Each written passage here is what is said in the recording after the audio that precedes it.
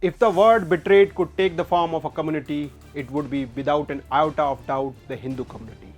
Hindus, a community who are responsible for building the world's oldest and thriving civilization, are known to give home to different communities of different religions in their land without putting forward the demand to leave their own faith and accept theirs.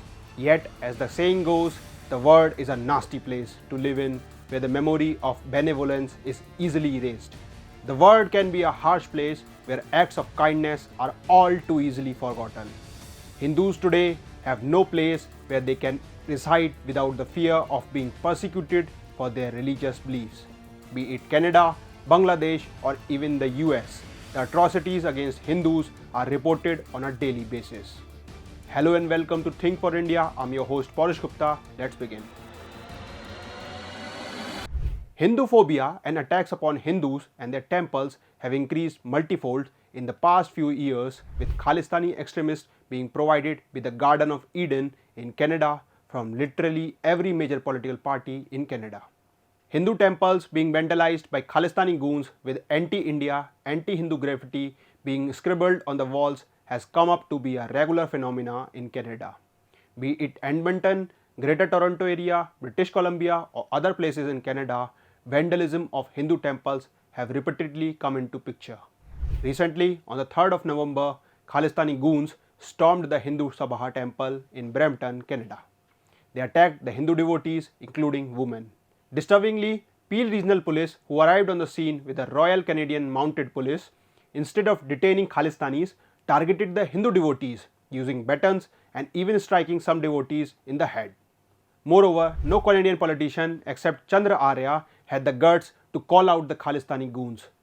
With both the major political parties of Canada, the Liberal and the Conservative, sitting on the laps of Khalistanis, the Canadian Hindus are left with limited options. The United States too sees an alarming rise of Hinduphobia, so much so that Donald Trump had to mention this in his tweet. In recent months, Hindu temples in the United States have faced disturbing incidents of vandalism. In January, California's Vijay Sheravali temple was defaced with pro-Khalistani slogans written all over it.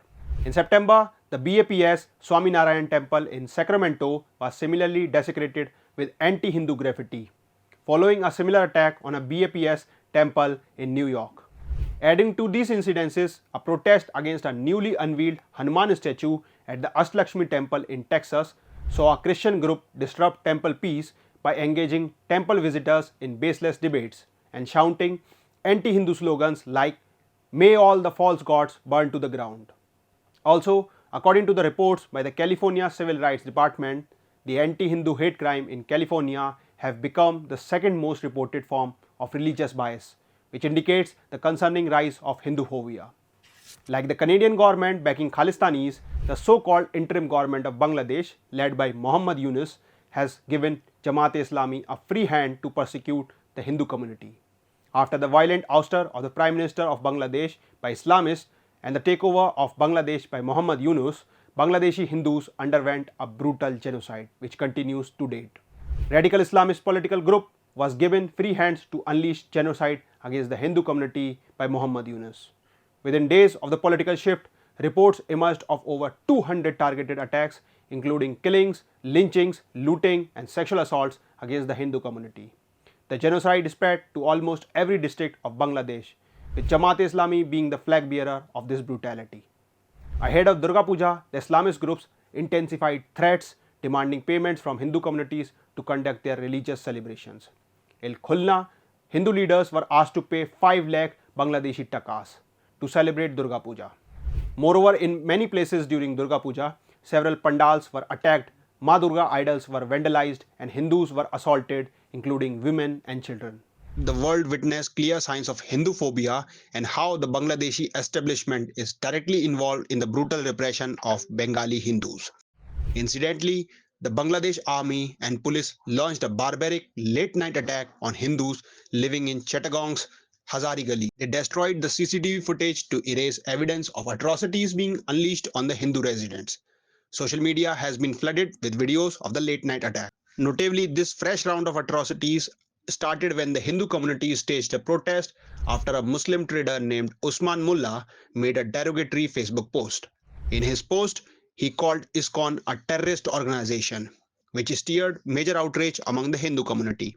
However, instead of taking action against the Islamist miscreant Usman Mullah, the Bangladesh police shifted him to safe custody while they assaulted Hindus with batons, stormed their residences, and destroyed CCTV footage in pitch dark atmosphere.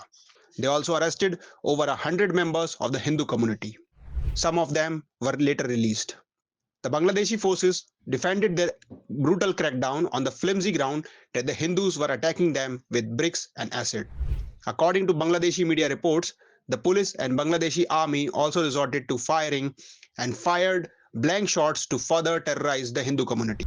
From Canada to Bangladesh and elsewhere, the perpetrators will continue to take the monstrous form of Khalistan Jamaat-e-Islami until the day Hindus start saying, "Thus far and no further."